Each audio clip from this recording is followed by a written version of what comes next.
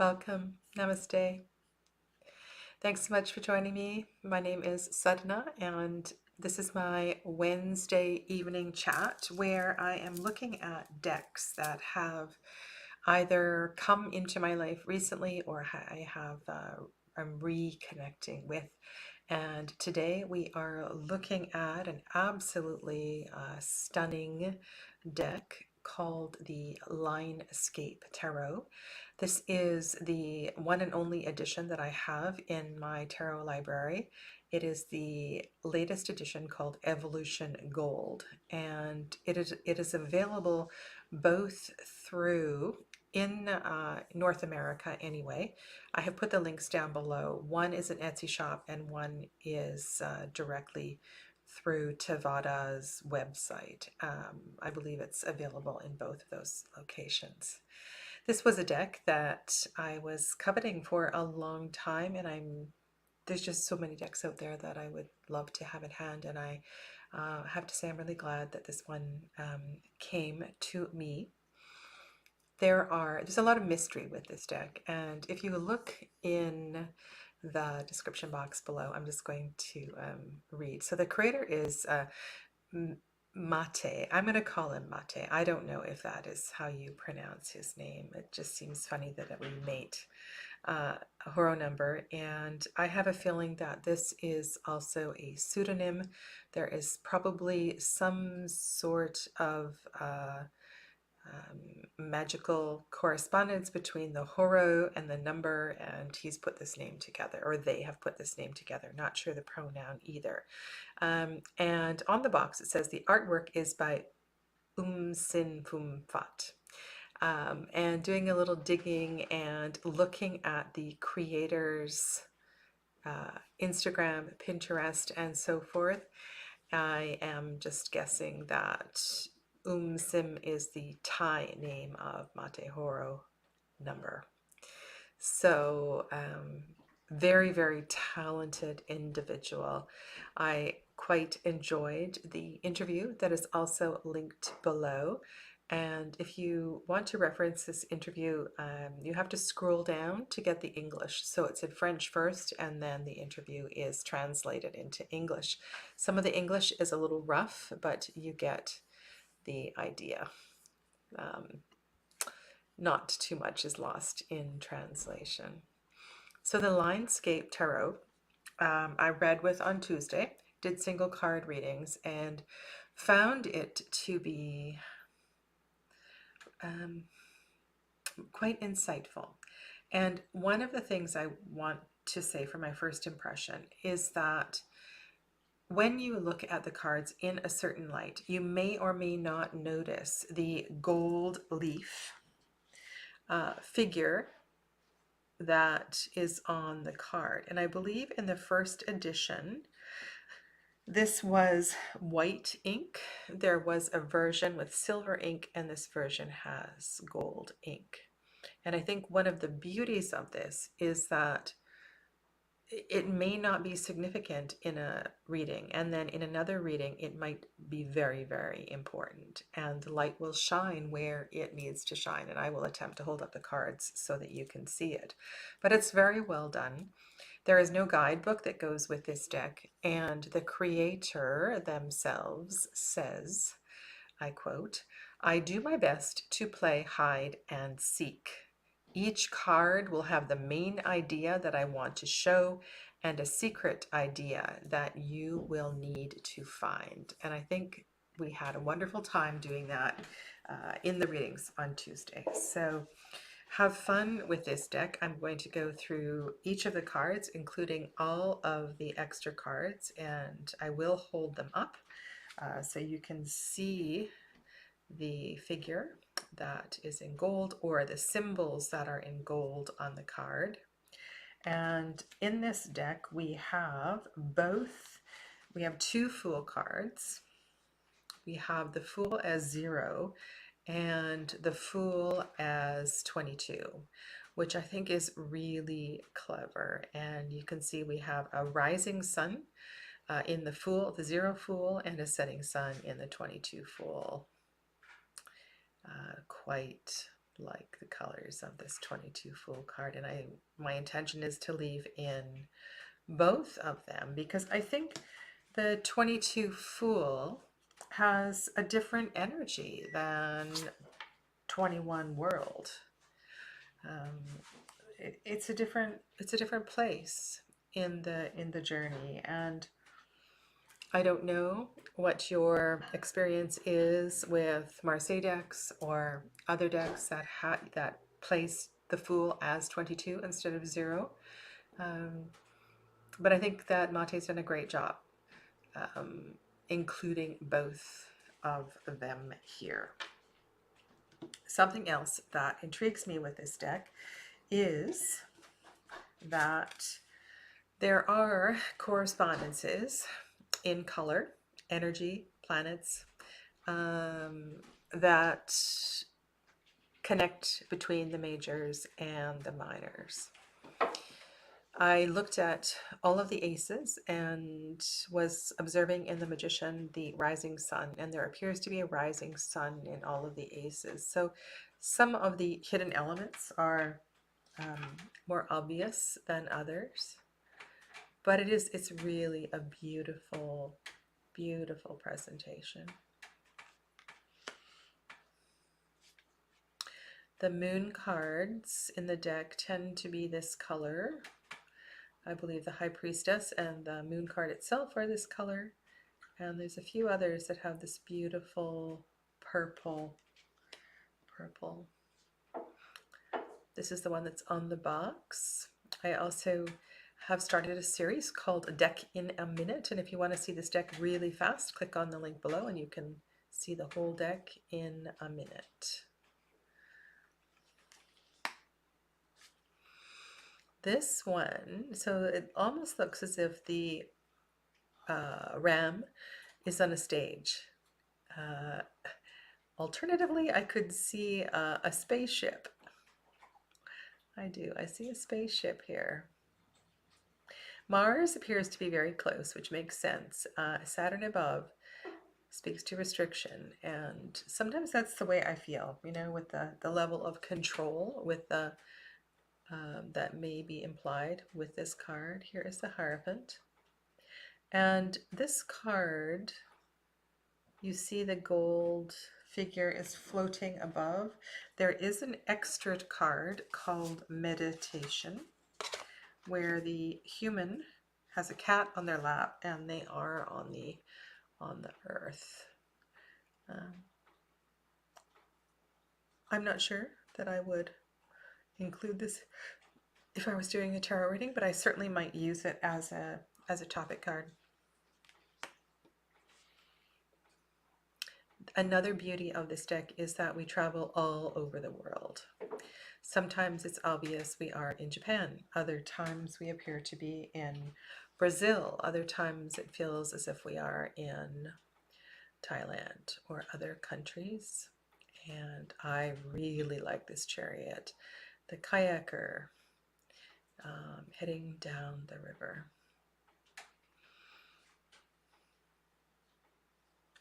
Not knowing exactly where they are going. We also see quite a bit of African continent landscape.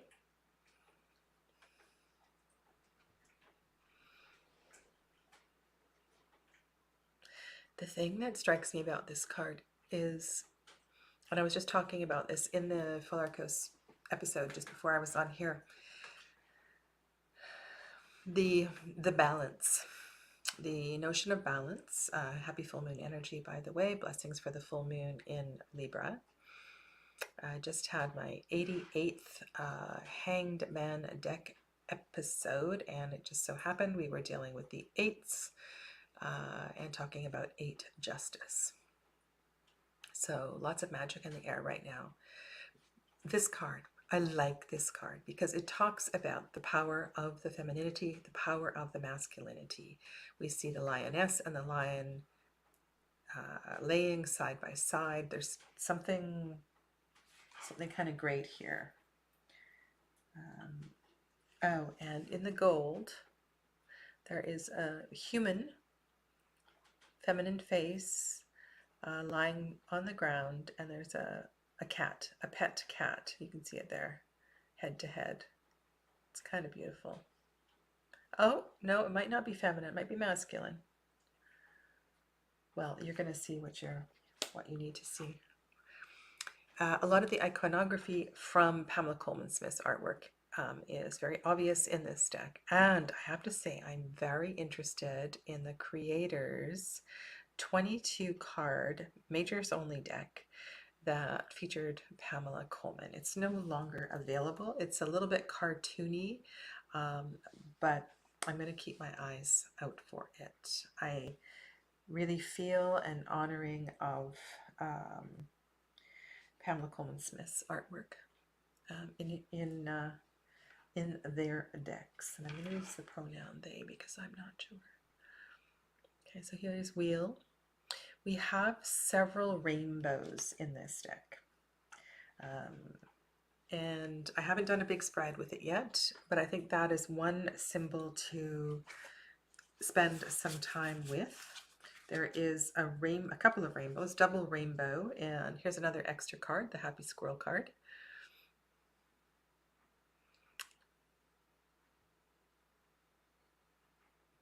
And it does really, to me, feel like Northern Light energy is what we're looking at in this wheel card. So magic, lots of magic going on in the wheel.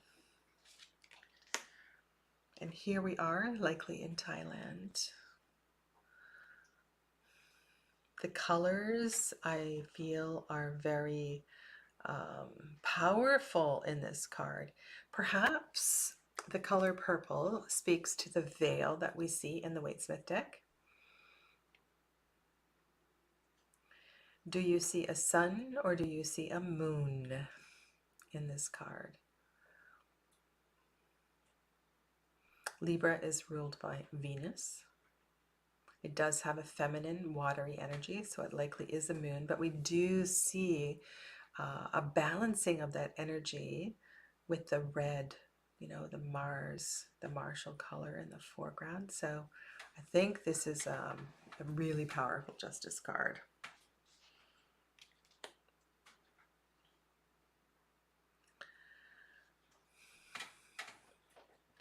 I have never been to the Bayou. I've never been on one of those steamy river cruises. I feel something really kind of mysterious here. There's a couple of cards that have this sort of energy. I love the glow, the light. It's very well done. Hanged Man. And you get that watery Neptunian energy.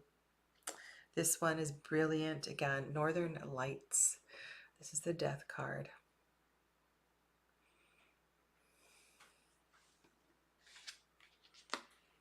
$14, Temperance. Looks a little bit like the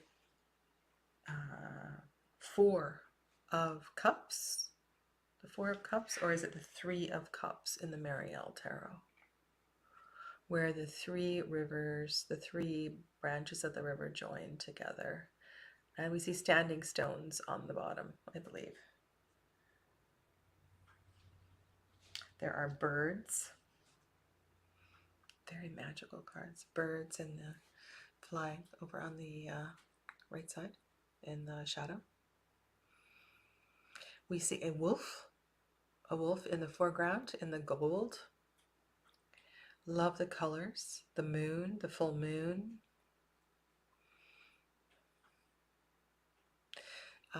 Capricorn. So I did do some checking to see if the creator is bringing in, if you're familiar with the astrological correspondences from the Golden Dawn, if those are the same in every single card. They are not, but there's a lot that make perfect sense. So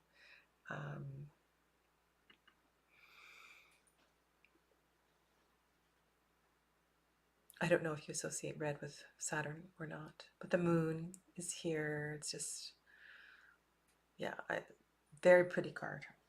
I'm looking forward to reading with this deck, actually. I will do a larger spread, interview spread for myself, and interview spread, and then I'll do a larger spread for myself. Now this is the very interesting Tower card. We see the peace, the calm of the waters in the foreground, and the erupting volcano in the distance. So what is the relationship between these two scenes?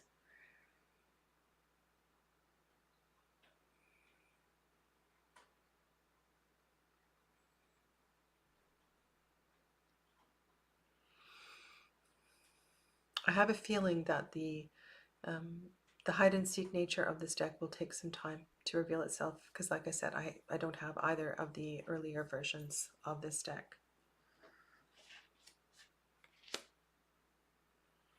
Star.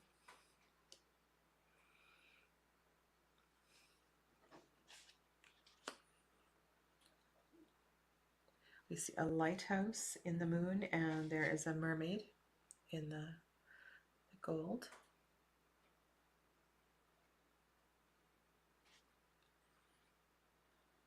In some of the cards, when I was thinking that I'm going to do some counting, how many butterflies, how many leaves, and so forth. I feel like some of those secrets, some of that hide and seek may be there. And in this particular card, we see 1, 2, 3, 4, 5 butterflies. So does that mean something to you? Kind of great sun card. And here is Judgment. So we see somebody waking up in bed. I love the keyword wake up for this card. Wake up. It is a card of transformation. I feel also too that I like what Avalon Cameron did, calling it initiation. We are transforming to a higher place, higher frequency for sure. And I showed you this one already. So these are the majors. As I've been going through the minors, and it is not apparent that a particular season is associated with any given suit. That would be something, depending on how you work with the tarot, you could decide that. And there are 4 season significator cards that you could work into your readings or use somehow as placement cards in a larger spread. And these are the 4 season cards. I love the winter one. It almost looks like a clothesline of the symbols of winter.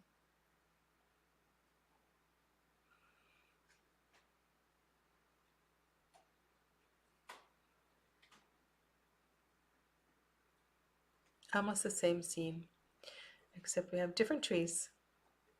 Perhaps the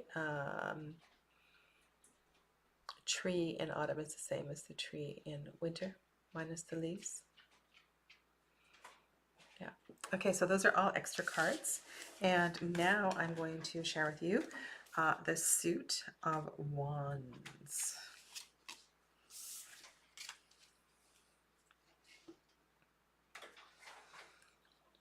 And perhaps we can do 2 suits at a time. Let's do fire and water. Then I don't have to change the camera. Great suits to contrast, right?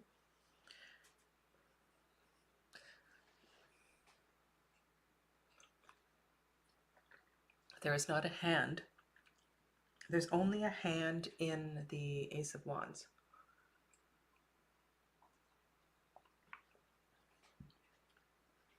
I'm wondering if the home that is on the precipice on the left in the Ace of Wands is something we see in other cards. So part of my investigation into this deck will be to see if I can find the connecting cards, because I think that's part of the secret of this deck. 2 of Wands and 2 of Cups. Are the hands in the 2 of Cups holding? To me, it feels like bubble wands. I'm not sure what you see there. The other thing I may do is put together all of the cards that have, so to me this looks like Fujiyama, Mount Fuji. Put the cards together that are in a similar location and to see if there is a story in that as well too. The landscapes are just beautiful in this deck. Now, is this possibly Australia? Or are we in, where are we in the world? You may recognize places that I do not. Now, I was wondering, because we appear to see, again, Fujiyama in the background of the Three of Cups, if this whole suit is in Japan. But I don't think so.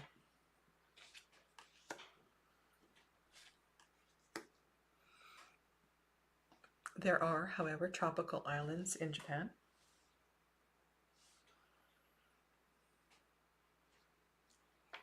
I don't think there are elk in Australia. So if you've been working with this deck, so it's possible that there are, the wands is in the United States and the cups is in Japan. Possible. We see an earthquake in this card.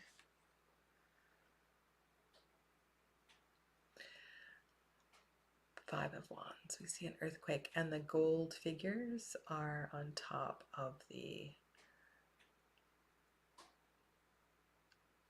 crack in the earth. 6.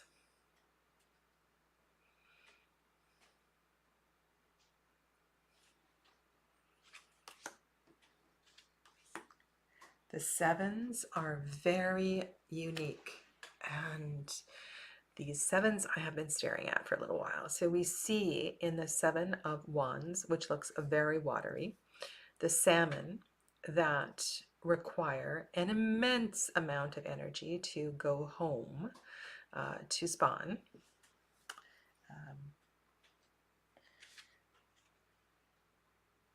The determination that is required, the strength.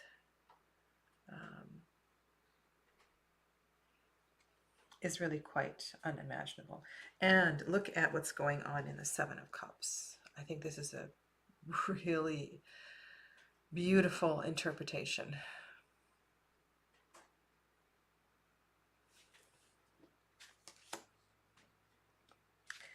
At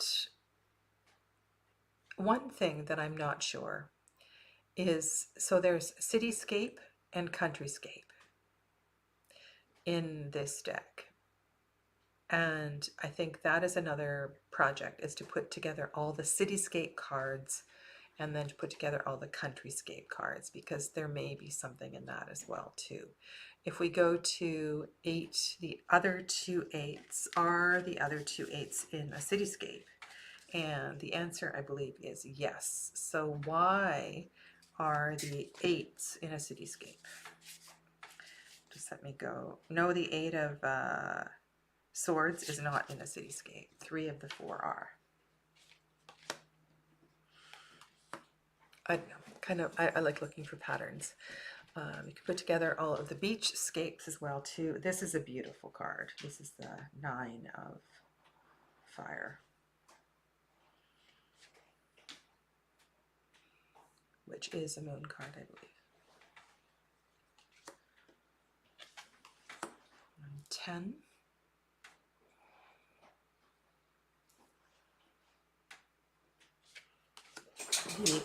The court cards in this deck are Page, Knight, Queen, and King. That has not been changed.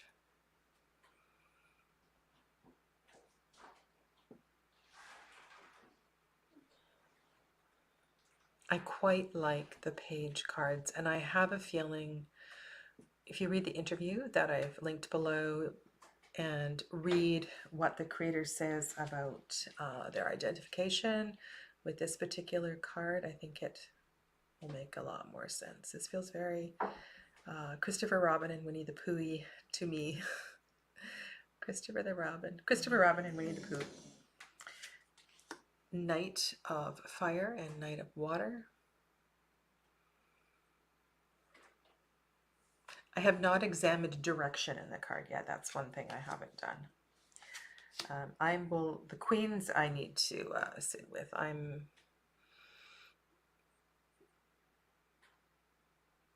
Haven't had any great insight into the queens. Another Northern Light card. And then here's the King of Fire and the King of Water.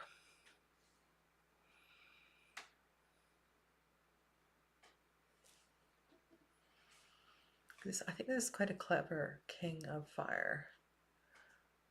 Completely immersed in the water, owning the water. The throne is underwater, and the King of Fire is in the desert. Okay.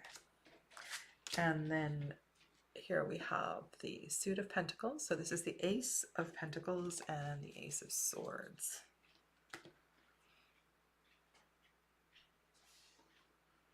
And you can see that the mountain is different here. So we have a different mountain than we saw in the Suit of Cups.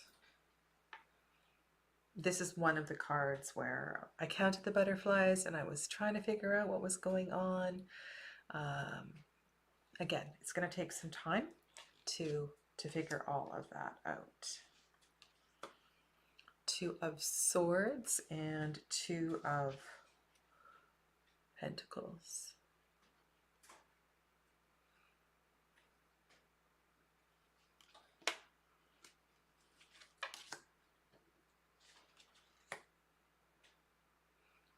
Three.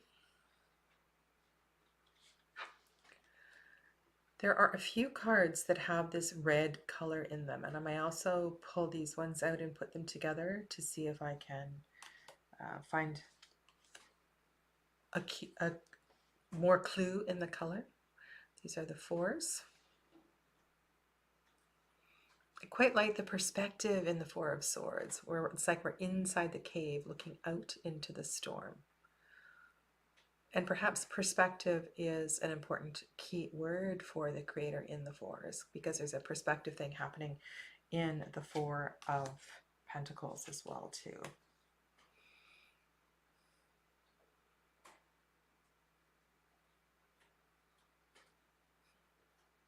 Five. And in the Five of Air, we see chess pieces that are two knocked down.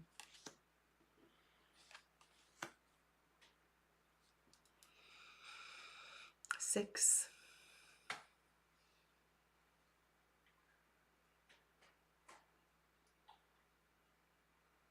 I'm not entirely sure what all of the line illustrations are.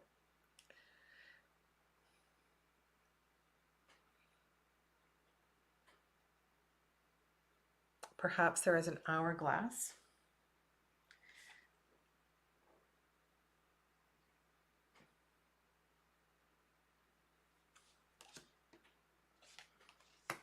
In the Seven of Swords, I think that's a raccoon on the left. Seven of Pentacles, nice big vista. And as I said, cityscape for one and forest fire for the other. This is the Eight of Swords and the Eight of Pentacles.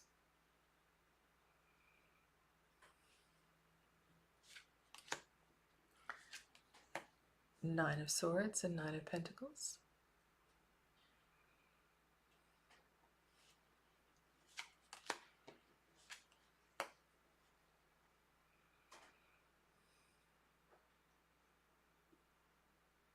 I believe the full moon tonight is a pink moon, known as the pink moon due to the association with phlox, the blooming of the phlox. But I know a red moon has lots of other meanings for people.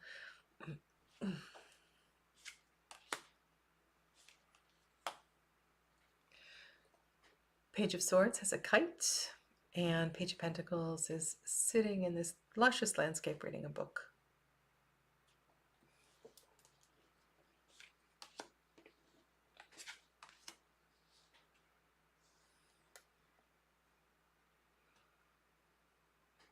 Knights.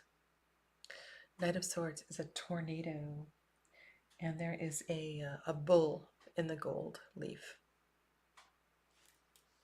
I will shuffle the deck and do a 3-card reading for the collective before I sign off today. These are the queens.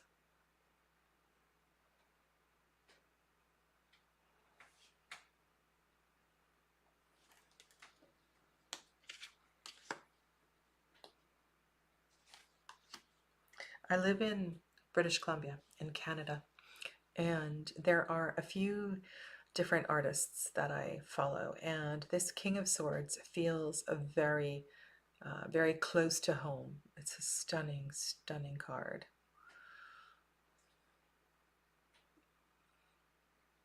As does the one on the right as well too. They're both gorgeous.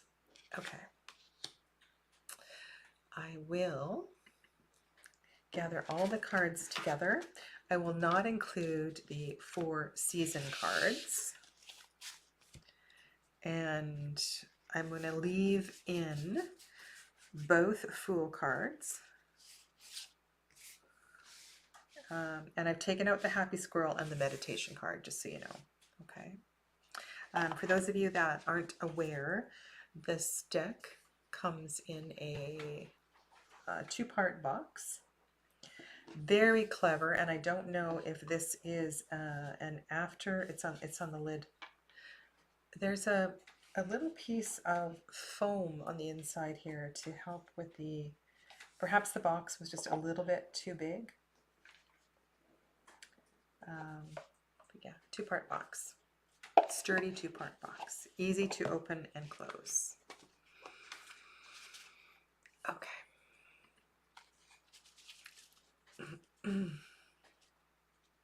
The deck shuffles beautifully, and there's no issues with the cutting of the fingers with the edging. So I have had decks in the past where I've been shuffling and they have shiny edges, and if I'm shuffling for an hour or so, really does damage to my hands, and this one is not the case. All right, this is a reading for the full moon in Libra. Actually, at this time in, where are we now? So in about 4 hours, the moon will be full in Libra. The moon already is in Libra. And I'm going to ask a similar question to what I asked yesterday, and that is, in order to fully embrace the energy of the full moon in Libra, what is it that is ready to be released so that we can know balance and harmony as we enter into this new zodiacal year? Stepping with, I don't know, courage and knowing and trust and whatever your keyword is for this year. Okay.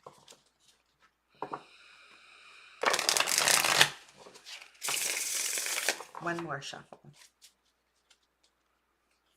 If you are a riffle shuffler, you will like this deck.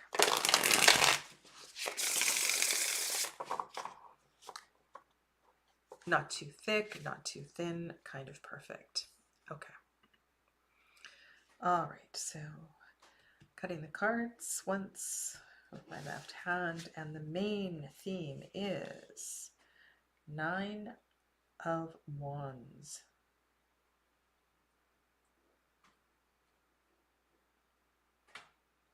It's kind of a cloudy landscape. It feels to me like, you know, maybe in the fall, when people are burning and there is smoke in the air, or sometimes it's like that here in the summer when there's a lot of forest fires. So energy is transforming, and perhaps this is smoke. This is the smoke that is the result of a burn. Okay, so let's think about this in terms of releasing. On quite a mundane sort of level, I think there is also an offering that can be made through, incense and perhaps even burning, having a small fire and putting something into this fire that you are ready to release in order for you to find balance and peace in this full moon. There's a bird that is here on a stump.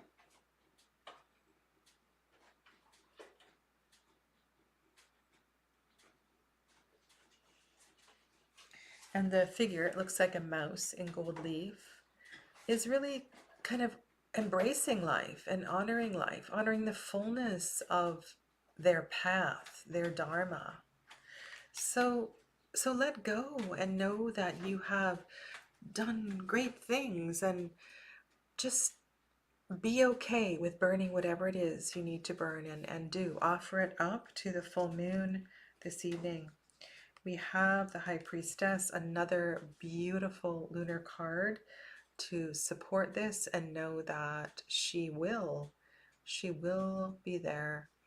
Her name is Chandra. Her name is Celine.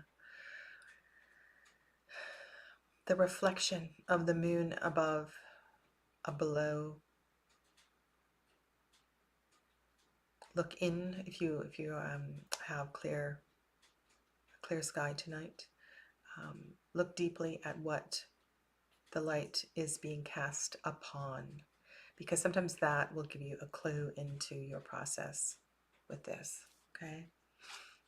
High Priestess, of course, is a card of with the pillars, right? So the High Priestess is the channel. She is the medium for bringing together the black and white pillars, the masculinity and femininity, the strength and softness and receptivity of ourselves, so that we can be the channel. And I really like that the Eight of Swords is there as well too. I think we are burning through the monkey mind.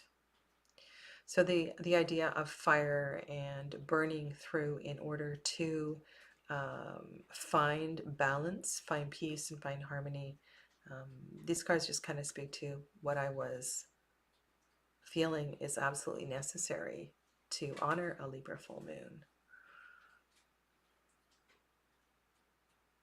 And if the tree burns down, then those chains will be released. They will be free. So let it go. Let it go. There's no point in holding on to the expectations or the thoughts or the, oh my goodness, the old memories. Treasure the memories, but don't cling to them. All right. I wish you brightest of blessings, and may her light shine upon you this evening. Namaste, and thank you for being here.